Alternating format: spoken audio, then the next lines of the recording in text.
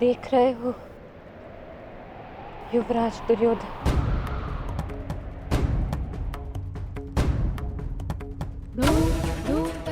देख रहे हो अंगराज कर्ण, ये लहू, ये रक्त, ये 5 गांव ना देने का मूल्य नहीं।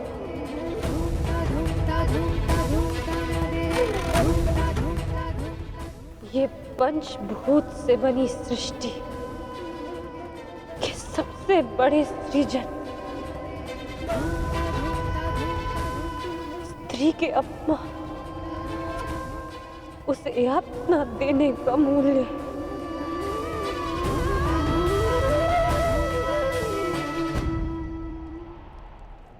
एक स्त्री,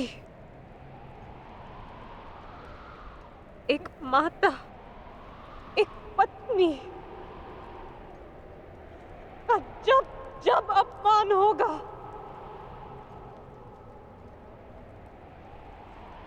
तब तब ऐसा दृश्य दोहराया जाएगा।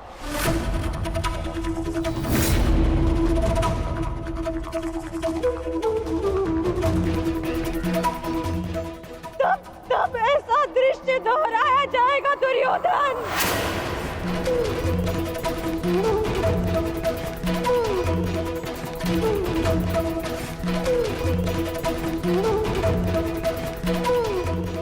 एक स्त्री को अश्रुओं से स्नान कराने का मूल्य रक्त स्नान से चुकाया जाएगा।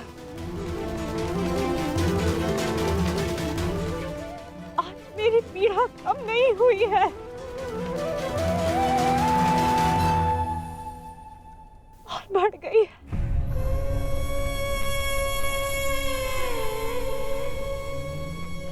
इस संसार में किसी को भी द्रौपदी जैसा भाग्य ना मिले, जिसे अपने ही कुल के सामने, अपने ही कुल के पुरुषों के हाथों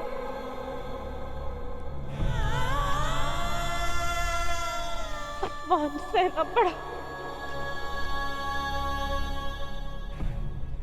और अपने ही कुल के वंशजों के रक्त से स्नान करना पड़ा।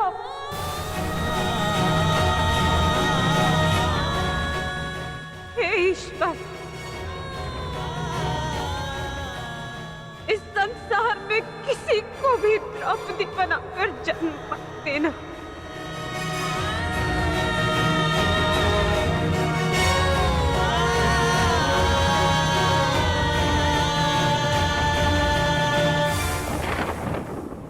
आपके लिए अपने प्राण देकर प्रसन्नता होगी मुझे, क्योंकि मेरे माता पिता ने आज तक मेरा मुख नहीं देखा, और मेरे लिए आप ही मेरे पिता और आप ही मेरी माता हैं। मेरा भाई, मेरा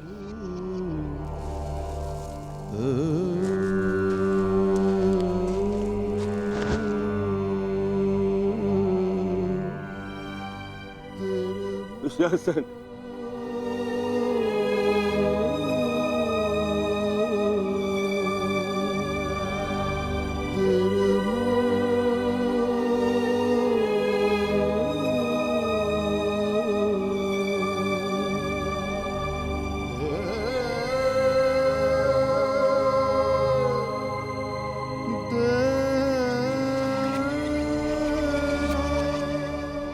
उठ जा, उठ जा, देख युद्ध समाप्त हो गया है।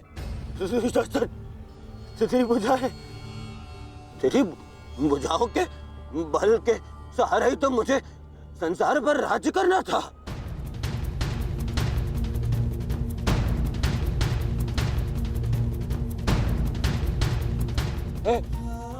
दुशासन, मेरा अनुज नहीं, तेरी आंखें का तू अनुज, मुझे यूं अंधकार में छोड़कर मत जान। अनुज, मैं हमारे पिता के भांति अंधा हो जाऊंगा, अंधा हो जाऊंगा। चलो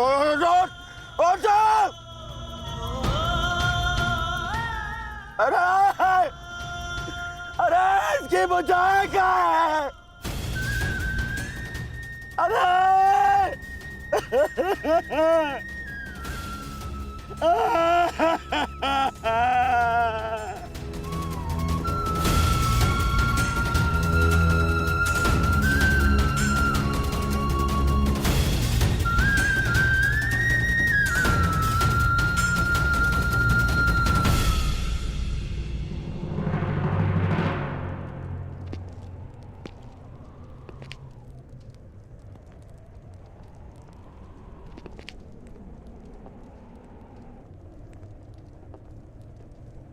कदाचित तुमने अपने अनुज दुशासन की भुजाओं के बल से ये संसार जीतना चाहा होता दुर्योधन।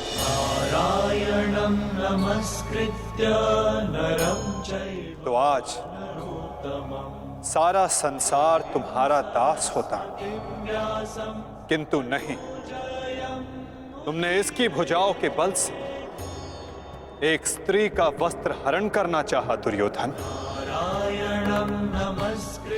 कदाचित तुमने इसकी दुर्जयता के बल से तीनों लोकों पर शासन करना चाहा होता दुर्योधन, तो आज तुम्हें वो भी मिल जाता।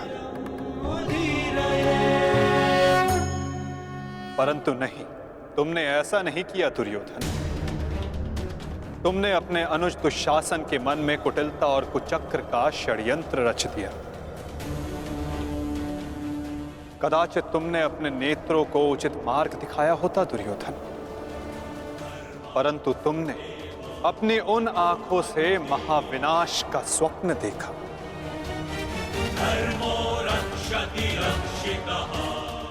स्मरण रहे दुर्योधन, नियति, धरती और प्रकृति, ये तीनों स्त्री हैं, और जब जब स्त्री का अपमान होगा, नियति पुरुष के विरुद्ध होगी। धरती उस अपमान का भार नहीं सहेगी और प्रकृति उसे नष्ट कर देगी।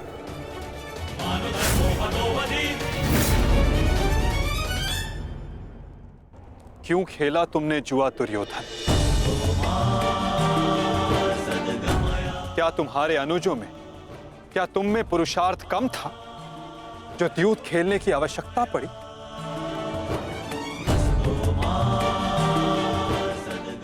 इसी द्यूत के कारण एक स्त्री पहले अपने ही अश्रों में नहाती है और अब अपनों के ही रक्त से।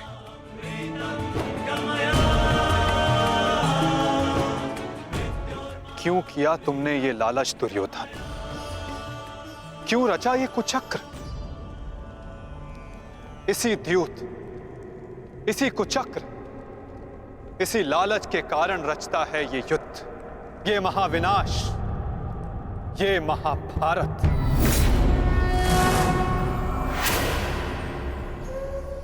क्यों आज एक भ्राता को अपने ही अनुज के रक्त को पीना पड़ा और दूसरा आज स्वयं के रक्त में लथपथ है? स्मरण रहे, जो हाथ स्त्री की लाज, उसके मान के रक्षण के लिए है, यदि वो हाथ स्त्री की लाज उतारने का दुस्साहस करेंगे, उसका मान भंग करने का दुस्साहस करेंगे, तो उन हाथों को धड़ से अलग कर दिया जाएगा।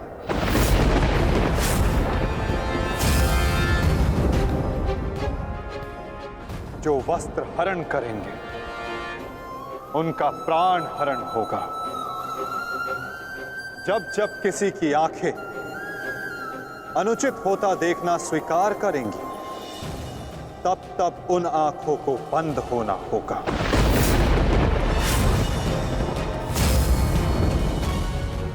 यही नियति है, यही प्रारब्ध है, और यही है इस महाभारत का कारण और निवारण।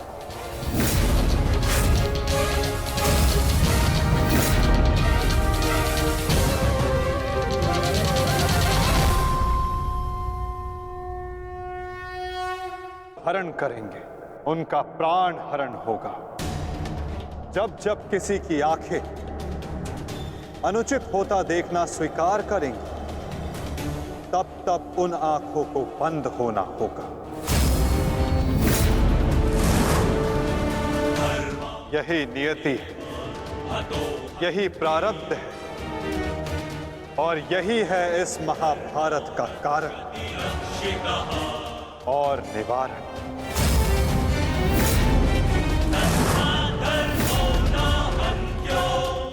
अधर्म की ओर धर्म के बढ़ते बाणों को रोकने का प्रयास करने वालों को बाणों की शैया पर विश्राम करना होगा।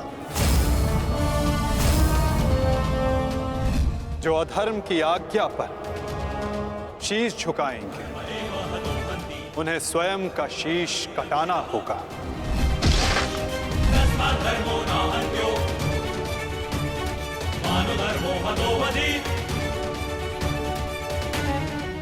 अधर्म को ना किसी का कवच बचा सकता है, ना ही किसी के बाण। ऐसा कोई रथ नहीं जिस पर अधर्म चढ़कर अपने लक्ष्य तक पहुंच सके। ग्रास लेगी ये धरा उस अधर्मी को भी, और अनचाहे उसका साथ देने वाले के रथ को भी। जो एक झूठे वचन के लिए सत्य के चक्र के समक्ष आकर खड़ा होगा, उसे स्वयं सत्य के चक्र के साथ धंसना होगा।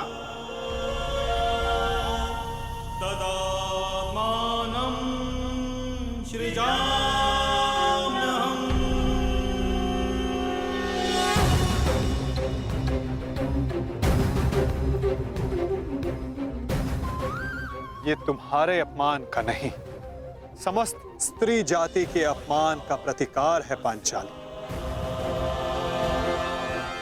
संसार को समझना होगा कि कभी किसी स्त्री को प्रतिशोध के लिए ना ललकारें, क्योंकि प्रतिशोध पाकर मन की अग्नि शांत नहीं होती, अपितु और धधकती है। यही है इस महाभारत का संदेश और नियति का उपदेश।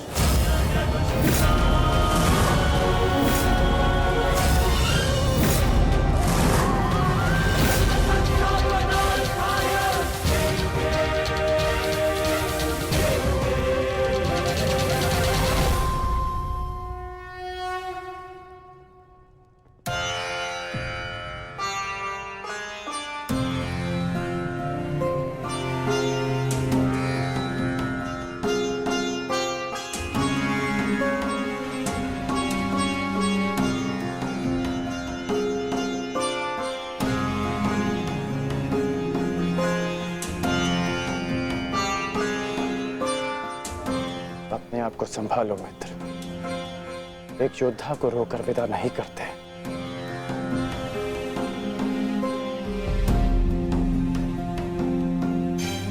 हम तो शासन का बलिदान जो व्यर्थ नहीं जाने देंगे। आगे बढ़ो मित्र, अपने अनुज की अंतिम विधियां पूर्ण करो।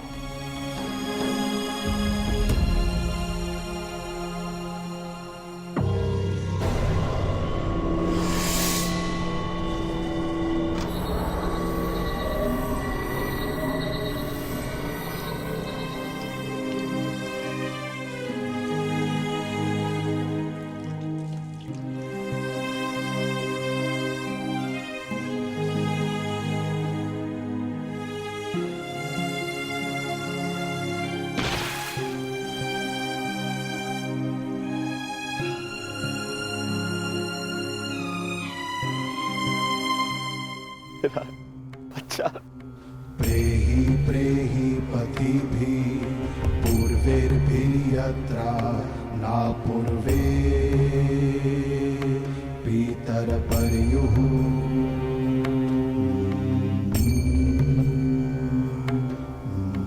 भूभराजना स्वधया वरुणं च दिवम्। पुत्र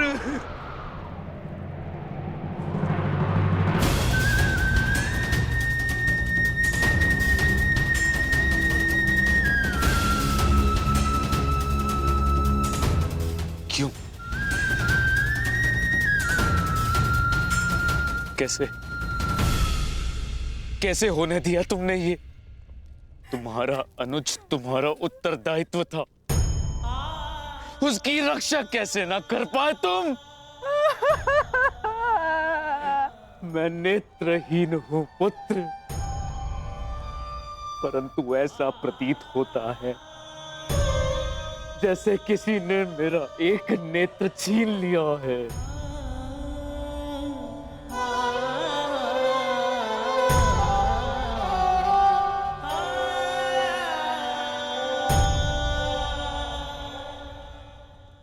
कहते हैं सर्वनाश उत्पन्न होने पर जो उसे आधा बचा ले पुत्र, वो ज्ञानी होता है पुत्र। मैं अपने 99 पुत्रों को तो खो चुकी हूँ, परंतु मैं अपना अंतिम पुत्र नहीं खोना चाहती, नहीं खोना चाहती।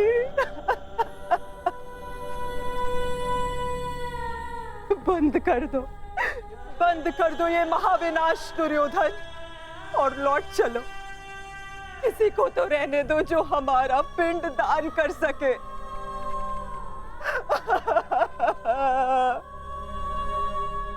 चलो पुत्र, लौट चलो। नहीं,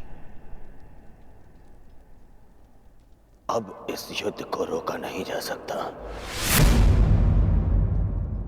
मैं इस युद्ध के ऐसे पड़ाव पर पहुंच चुका हूं जहां से पीछे लौटना संभव नहीं। ये दलदल या तो मुझे निगल जाएगा और या मैं इसे समाप्त कर दूंगा। अब या तो उन पांडवों का अंत होगा और या तो मेरा। नहीं। उससे पूर्व कदाचित ये युद्ध नहीं रुक सकता। अब ये युद्ध ना मुझे राज्य के लिए लड़ना है और ना ही सम्राट बनने के लिए। ये युद्ध करना है प्रतिकार के लिए। जिन पांडवों ने मेरे 99 भ्राताओं का वध किया, उनके वंश का समूल नाश करूंगा मैं।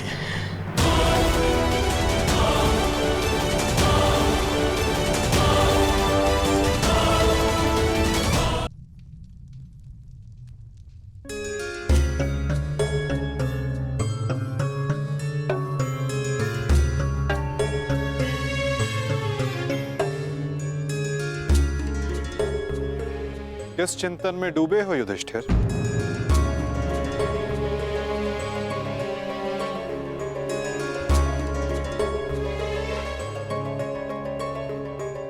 प्रणिपात वासुदेव।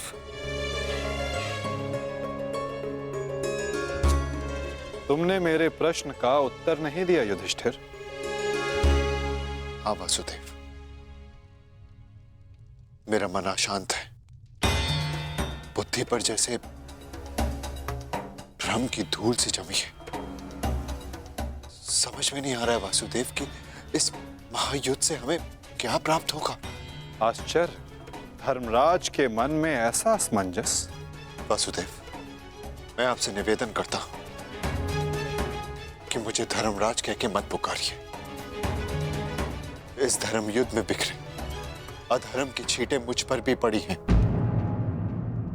मैं धर्मराज कहलाने योग्य नहीं हूं वासुदेव। युद्ध में शरीर और सेना के बल से अधिक महत्वपूर्ण आत्मबल होता है युधिष्ठिर।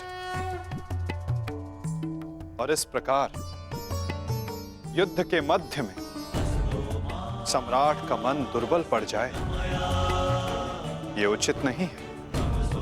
तुम ये मत भूलो युधिष्ठिर कि ये महायुद्ध केवल तुम्हारा नहीं है, ये संपूर्ण भारतवर्ष की उस प्रजा का भी है जो न्याय चाहती है, जो अधर्म से मुक्ति चाहती है, जो तुम्हें हस्तिनापुर का योग्य उत्तराधिकारी मानते हैं, जो तुम में भारत का योग्य सम्राट देखते हैं। इस युद्ध में तुम्हें सम्राट बनते देखने के लिए अनगिनत सैनिकों ने अपनी आंखें बंद कर ली युधिष्ठिर, और आज भी अनगिनत सैनिक सज्ज हैं अपना बलिदान देने के लिए। एक सम्राट का कर्तव्य है कि वो अपनी सेना, अपनी प्रजा का मार्गदर्शन करे, ना कि स्वयं दुविधा में फंस जाए।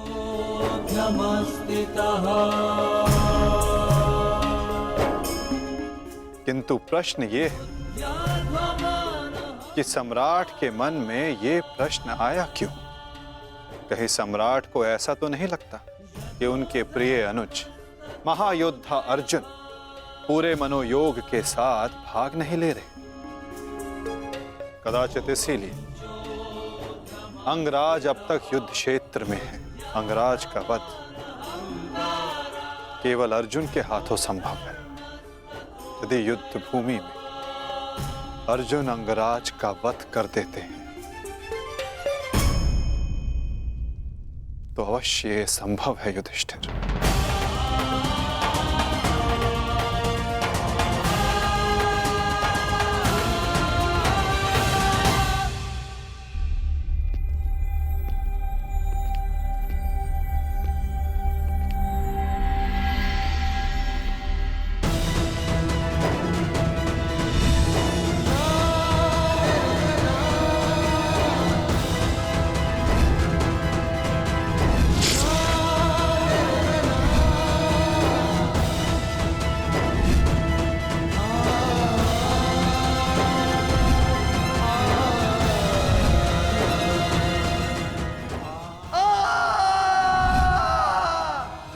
मैंने जीवन भर परिवर्तन के लिए संघर्ष किया, क्योंकि जब भी मैंने ऐसा किया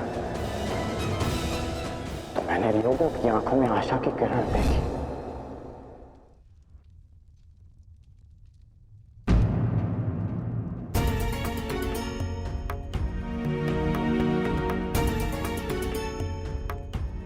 जिस परिवर्तन के लिए तुम लड़ रहे हो उसके लिए सबसे पूर्व तुम्हें सशक्त होना होगा कर्ण। कुछ समझ नहीं पा रहा हूं वृषाली। लगभग अपने सारे प्रिय खो चुका हूं। हमारी अगली पीढ़ी जिसके लिए मैंने परिवर्तन का स्वप्न देखा था वो तो बची ही नहीं। फिर इस परिवर्तन का क्या लाभ?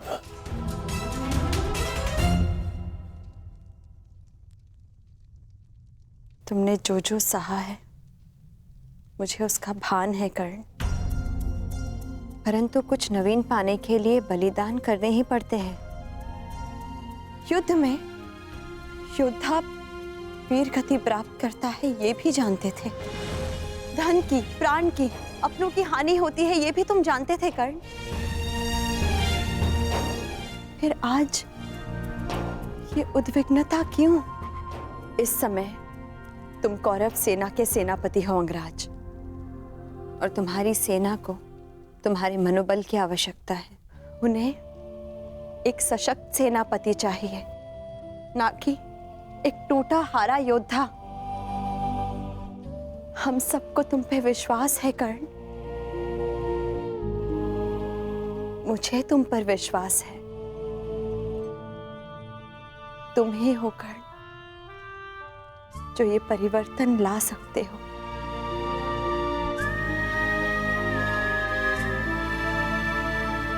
मैंने तुम्हें कितने कष्ट दिए हैं, फिर भी सदा तुमने मेरा साथ दिया,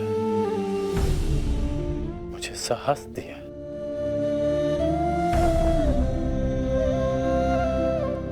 मैंने सदैव परिवर्तन चाहा है, उसमें विश्वास रखा है, पर आज स्वयं को संभाल नहीं पा रहा हूं मैं।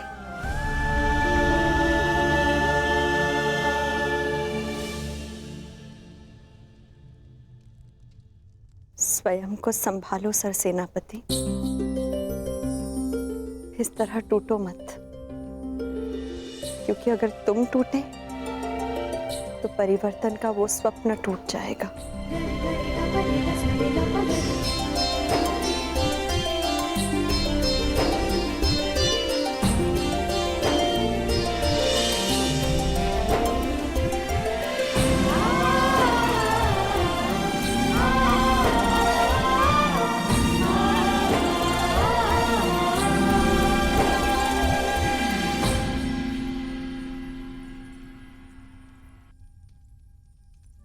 जी जी।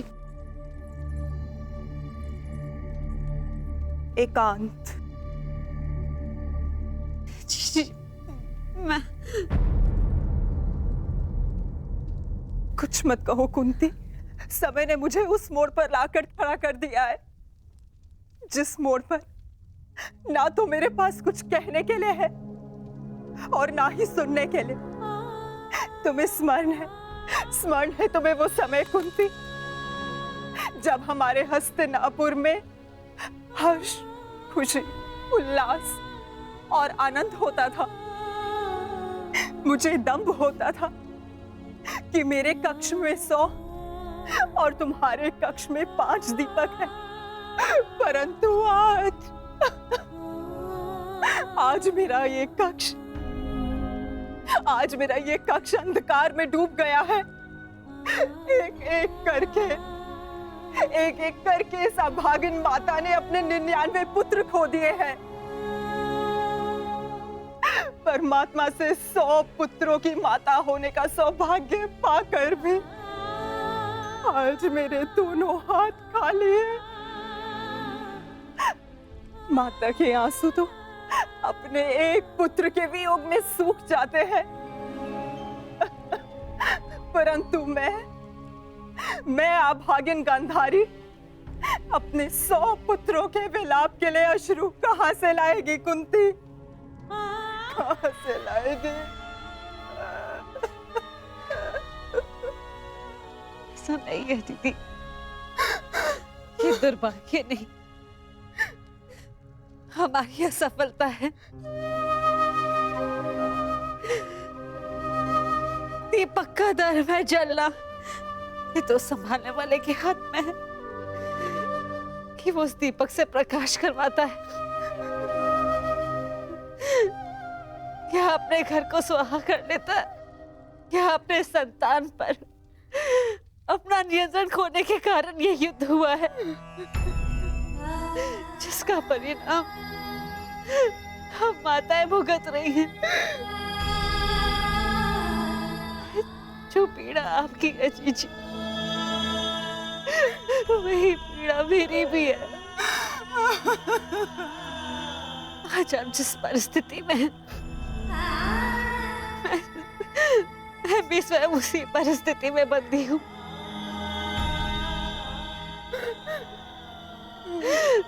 भाइयों को लड़ते देख कौन सी माता प्रश्न हो।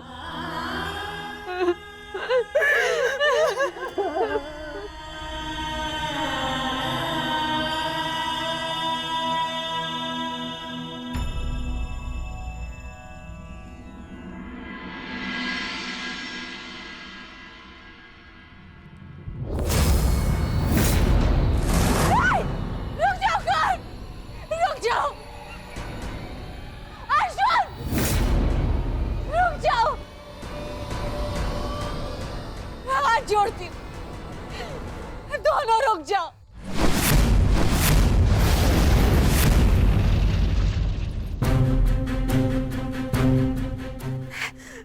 ऐसा नहीं होने दूंगी।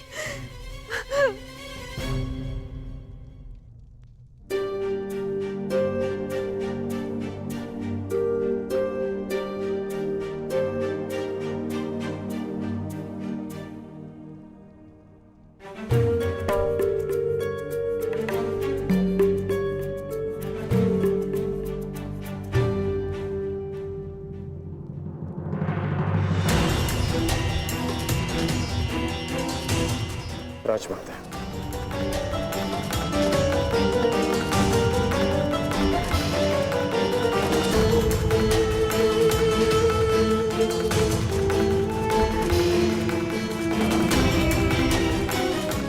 बड़ी बात राजमाता, ऐसा क्या हो गया कि आपको इस समय यहाँ आना पड़ा? कुछ शुभ शब्दों ने मेरे मन को व्याकुल कर दिया है। मैं समझ सकता हूँ। जिस माता के सारे पुत्र युद्ध पर हों, उस माता का मन व्याकुल होना स्वाभाविक है। बात ये नहीं है। मैंने दुस्वप्न देखा है। कैसा दुस्वप्न? तुम बांध चढ़ा आगे जा रहे हो, अर्जुन भी सजा है और दोनों ने बांध संधान कर दिया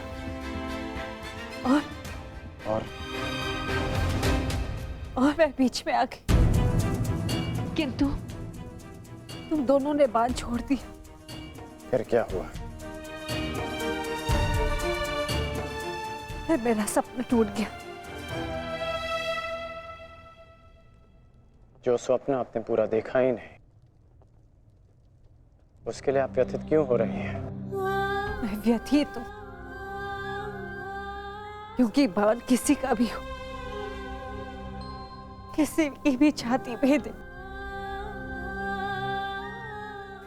पीड़ा मेरे को ही होनी है। संसार की दृष्टि में आपकी कोख 5 बार भरी है। क्या आपका दुर्भाग्य था या मेरा प्रारब्ध?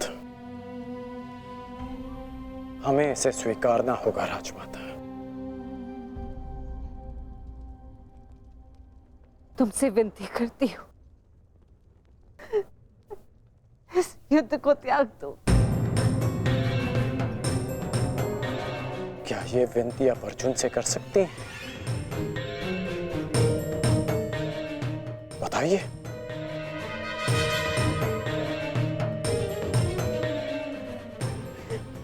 विवश हूं। परंतु हम विवश नहीं हैं पुत्र।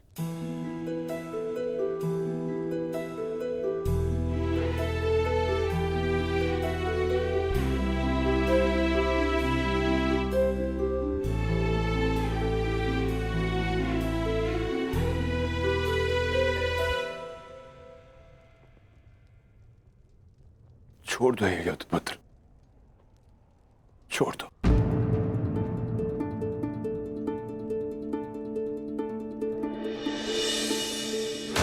पिताश्री, आपके पिता के आदेश के साथ साथ हमारा आदेश भी सम्मिलित है पुत्र। छोड़ दो ये युद्ध पुत्र। ये युद्ध परिवर्तन के लिए नहीं, विनाश के लिए।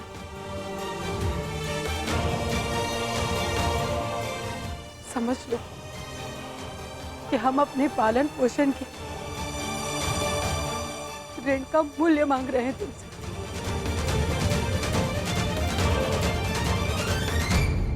लौट चलो पुत्र, लौट चलो।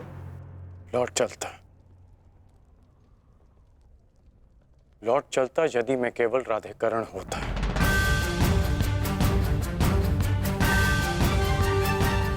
अब मैं कौरव सेना का सर सेनापति हूं पिताश्री। मैं नहीं लौट सकता।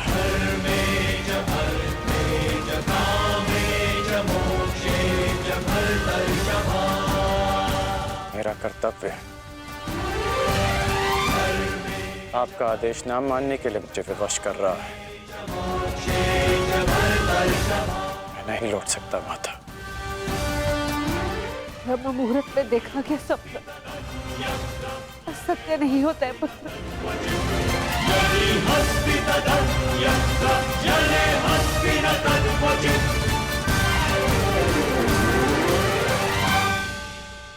आपका स्वप्न टूटा है राजमाता, परंतु मेरा वचन नहीं टूटेगा।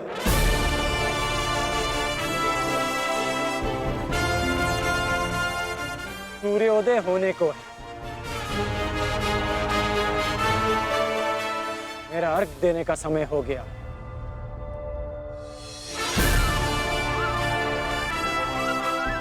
आज्ञा दीजिए। प्रणिपात।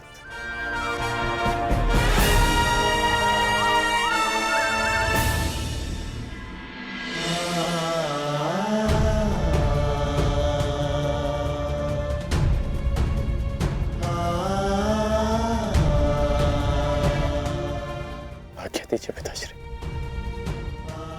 आयुष्मान भव।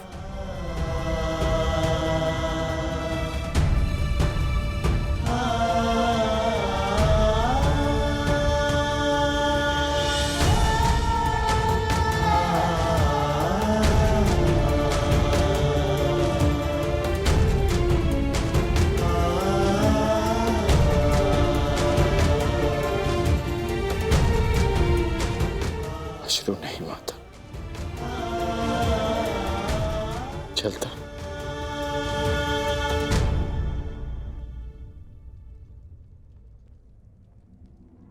यशस्वी भव।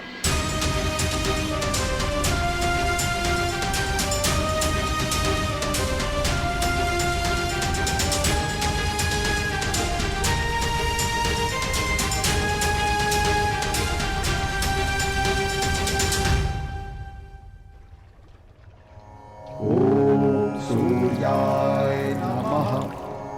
ॐ भानवे नमः। ॐ खगाय नमः। ॐ श्री सवित्रे सूर्यनारायणाय नमः।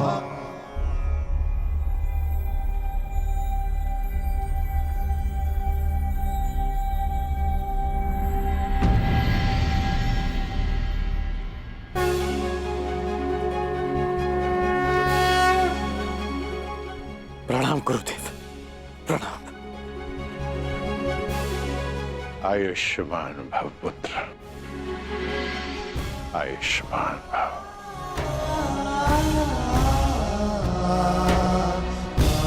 गुरुदेव, आप यहाँ?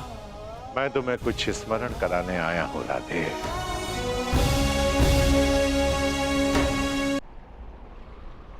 मुझे स्मरण है गुरुदेव, ये अर्घ्य देते समय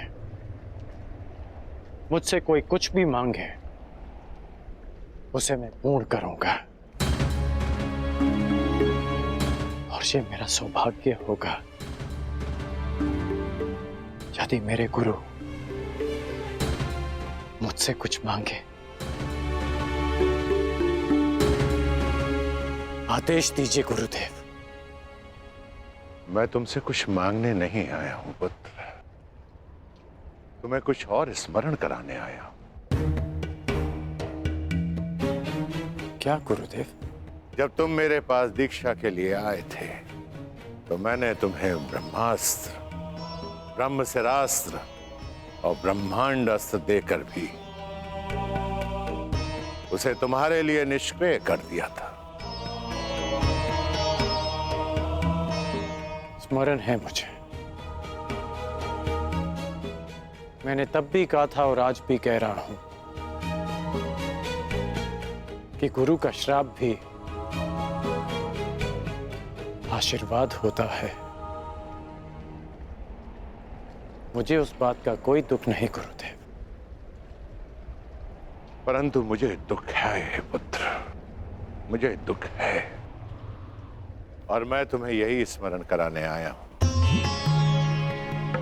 उस भूल का पश्चाताप करने के लिए मैंने तुम्हें विजय धनुष दिया था। मेरा श्राप तुम्हारे साथ है और पश्चाताप भी पूर्ण हो। समय आ गया है कर्ण, उस विजय धनुष को धारण करने का।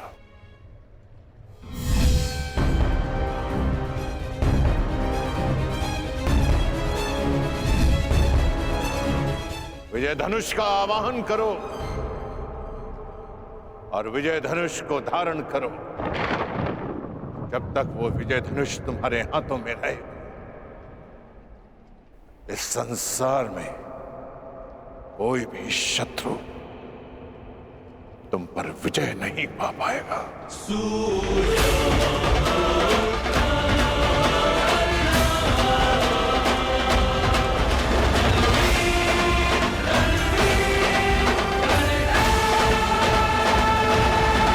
तुम्हारे पास विजय धनुष है, इस संसार में कोई भी शत्रु तुम पर विजय नहीं पा पाएगा। मुझे अनुमान है कि क्यों आप मुझे आज विजय धनुष का स्मरण कराने आए हैं। मैं आपको विश्वास दिलाता हूं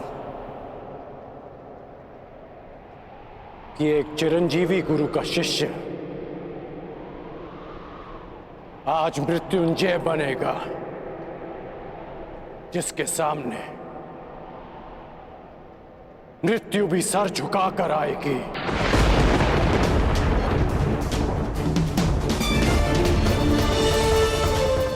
ये आपके शिष्य का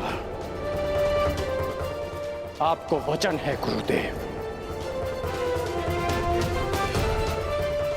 मुझे तुमसे यही आशा है पुत्र,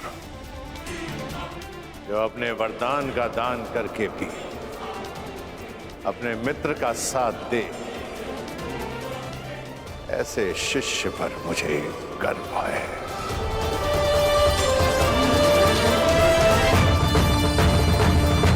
परशुराम को कोई इसलिए स्मरण करे या ना करे कि उसने धरा को 21 बार क्षत्रिय विहीन कर दिया था, परंतु संसार परशुराम को इसलिए स्मरण अवश्य करेगा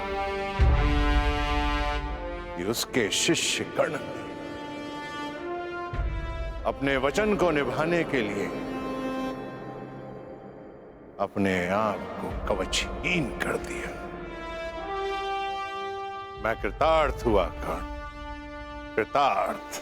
दिव्य दृष्टि से बाण शक्ति से जीते ये सारा रण, शांत चित्त धरे आत्मबल भरे जीते हर बाधा गण।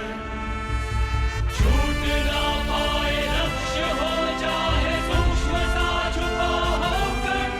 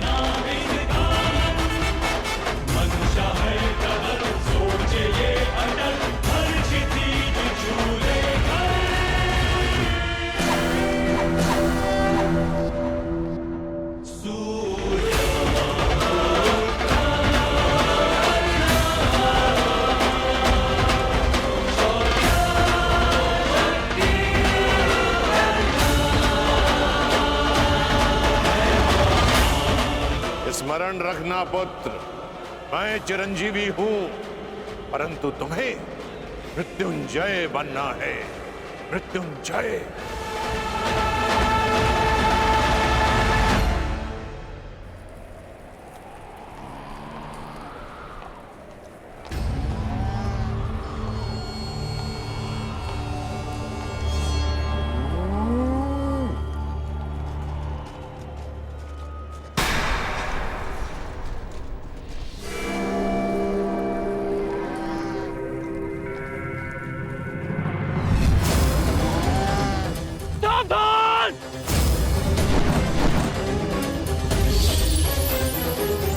किस प्रकार तुमने कीचड़ में फंसे हुए मेरे असहाय बछड़े को मारा है, उसी प्रकार तुम भी एक दिन पृथ्वी पे असहाय गिरे रहोगे। मैं अग्निहोत्र ब्राह्मण विजय तुम्हें श्राप देता हूं।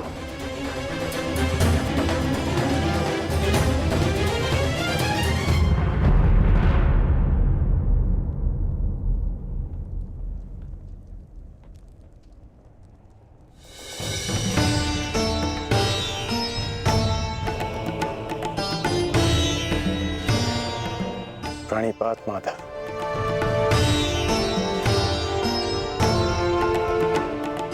आश्चर्य, मुझे देखकर तुम आश्चर्यचकित नहीं हुए मित्र? ब्रह्म मुहूर्त में आज जन्मदात्री मेरे पास आई। तर्पण के समय गुरुदेव आए और अभी उस श्राप का स्मरण हुआ। विश्वास हो गया माता कि आज का दिवस विशेष है और भान था कि ऐसे में माधव मुझसे अवश्य मिलने आएंगे और आप आ गए। यदि तुम्हें मेरे आने का भान था तो तुम्हें मेरे आने का कारण भी भान होगा राधे। कारण और निवारण आपसे श्रेष्ठ कौन जान सकता है माधव। मेरा लक्ष्य परिवर्तन है और मेरा मार्ग है पराक्रम। हर पराक्रम का परिणाम परिवर्तन नहीं होता कौन्तेय। यदि परिणाम परिवर्तन होता तो आज मैं तुम्हारा सारथी होता मित्र। जीवन बड़ा जटिल है माधव। कभी कभी मनुष्य लक्ष्य नहीं चुनता, लक्ष्य और मार्ग उसे चुन लेते हैं। मुझे भी प्रारब्ध ने अपना योद्धा चुना है। परंतु प्रारब्ध योद्धा नहीं बनाता मित्र, योद्धा प्रारब्ध बनता है। यदि तुम चाहो तो अब भी भारतवर्ष का प्रारब्ध बदल सकते हो मित्र। सारथी प्रस्तुत है।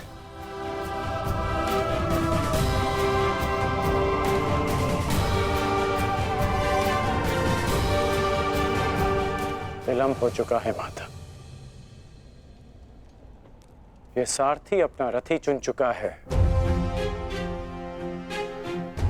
और ये रथी अपना मार्ग। मित्र, कुछ मार्ग नए प्रारंभ पर नहीं,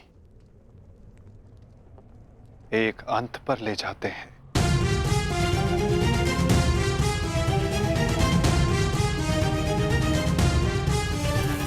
मैं आपका मंतव्य समझता हूं माता, परंतु मैं अपना गंतव्य नहीं बदल सकता।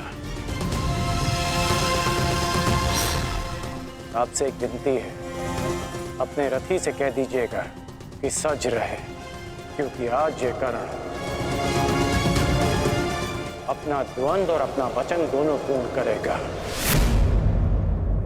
आज ये कौन्तेय मृत्यु की गोद में अवश्य सोएगा।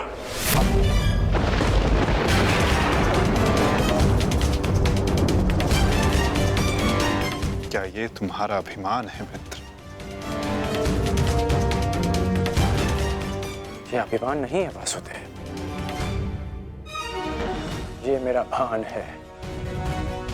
14 वर्ष पूर्व एक अनुचित कार्य में ना चाहते हुए भी सम्मिलित होने का परिणाम है।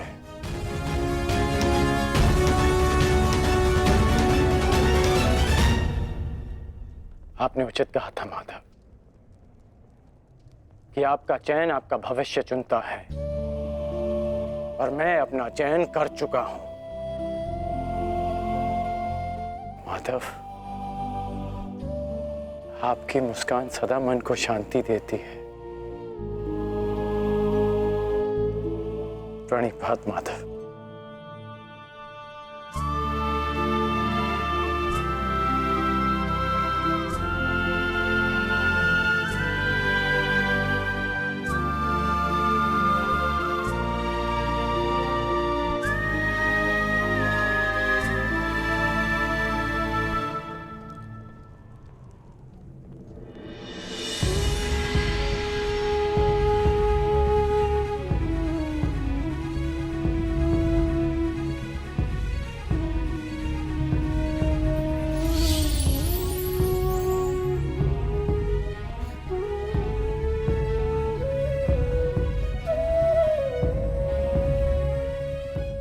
यदि तुमने अपना निर्णय बदल दिया होता मित्र,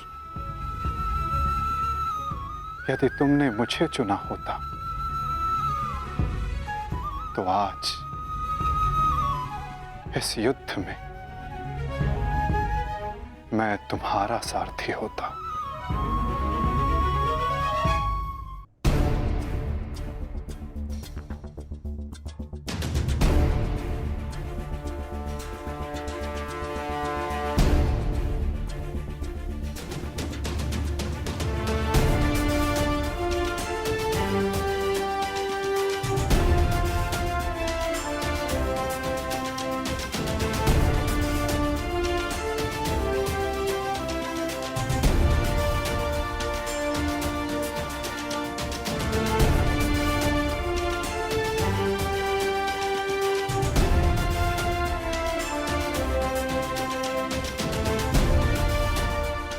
जो मन में है वो कह दो वृषाली।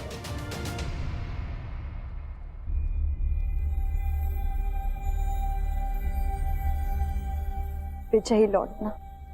मैं वचन देता हूं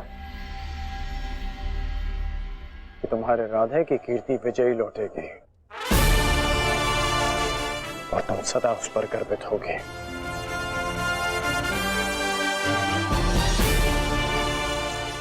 मेरे पश्चात तुम्हारे पास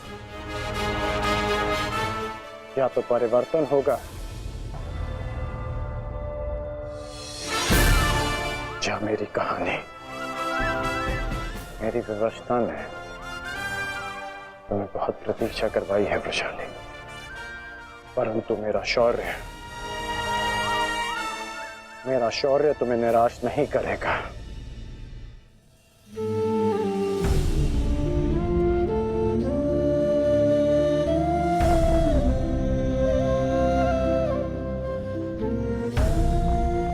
चलता हूं।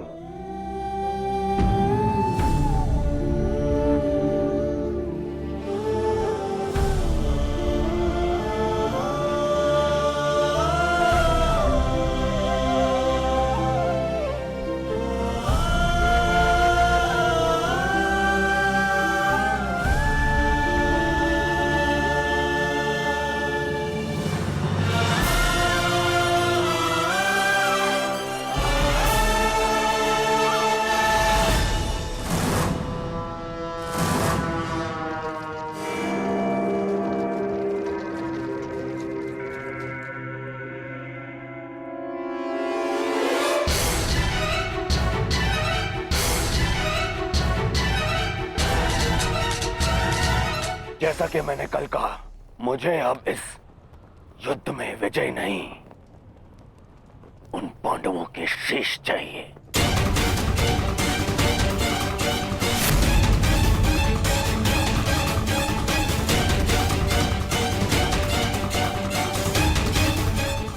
वचन दो मित्र,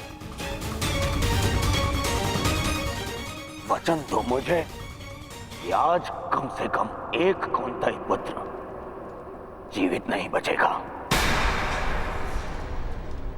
और वो धनुर्धर होगा।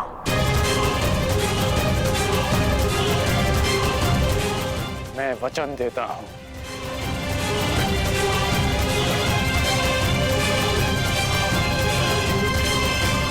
अंगराज, मुझे मेरे दुशासन के मृत्यु का प्रतिशोध चाहिए, बस। प्रतिशोध मिलेगा मामाश्री।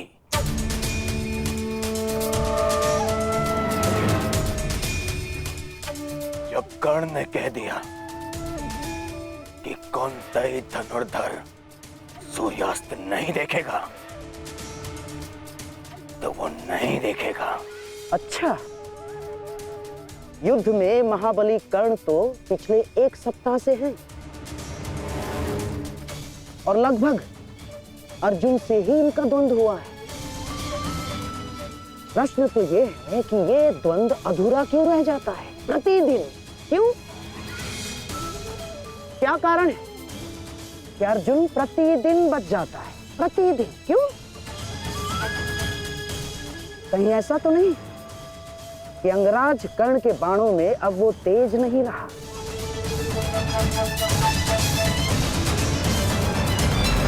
कहीं ऐसा तो नहीं कि अंगराज कर्ण के बाणों में अब वो तेज नहीं रहा? यदि तेज नहीं होता तो आप जीवित नहीं बचते गांधार राज। मैं अर्जुन से श्रेष्ठ धनुर्धर हूं और ये मैं आज सिद्ध करके रहूंगा।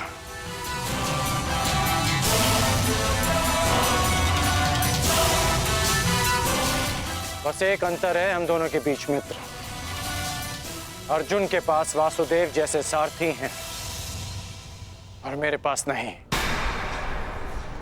तो संकेत करो मित्र, कौन सारथी चाहिए तुम्हें? तो मैं चाहता हूं कि आज एक सूत पुत्र का सारथी एक क्षत्रिय बने। कौन मित्र? मैं चाहता हूं कि आज मेरे सारथी मद्रराज शैल्य हों।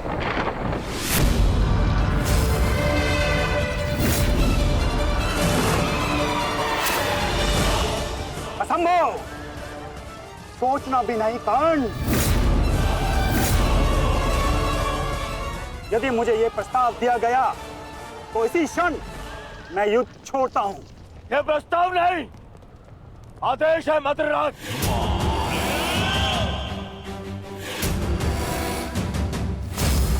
और यह आदेश है युवराज दुर्योधन का। इसे तुम टाल नहीं सकते हो, क्योंकि तुम वचन में बंधे हो। आज अनुभव हुआ है, बिना सोचे समझे किसी को वचन देने का परिणाम बुरा ही होता है। ठीक है युवराज, मुझे अंगराज का साथी बनना स्वीकार्य है, परंतु मैं कुल जाति और स्वभाव से सूत नहीं हूं, इसीलिए हर पक्ष पर अपनी निष्पक्ष कटु मंत्रणा दूंगा। क्या अंगराज को यह स्वीकार है? मुझे स्वीकार है।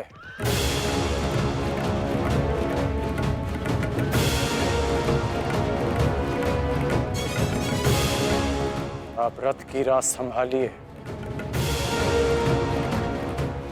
युद्ध की भागदौड़ मैं संभालता हूं। ठीक है अंगराज, मुझे भी स्वीकार है। रथ पे पदार्पण कीजिए, आपका सारथी प्रस्तुत है आपके लिए। तुम्हारे रथ को मृत्यु की राह पे ले जाने के लिए। युद्ध भी विचित्र संगम होता है पार्थ।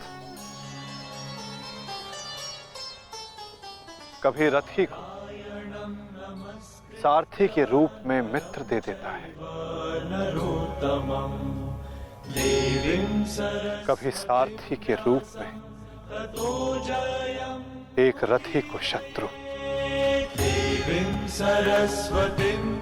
मैं समझा नहीं माता। समझने का समय अभी शेष नहीं है धनंजय, अभी समय है युद्ध करने का। क्या तुम सज्ज हो पार्थ? जी माता। तो अपने बाणों की नोक एक बार फिर से जांच लो पार्थ। अपने गांडीव की प्रत्यंचा का तनाव एक बार फिर से अनुभव कर, क्योंकि आज का आने वाला युद्ध तुम्हारे जीवन का सबसे महत्वपूर्ण युद्ध होगा पार्थ। मैं अपने जीवन के सबसे महत्वपूर्ण द्वंद्व और सबसे बड़े उद्देश्य के लिए सज्ज हूं माता।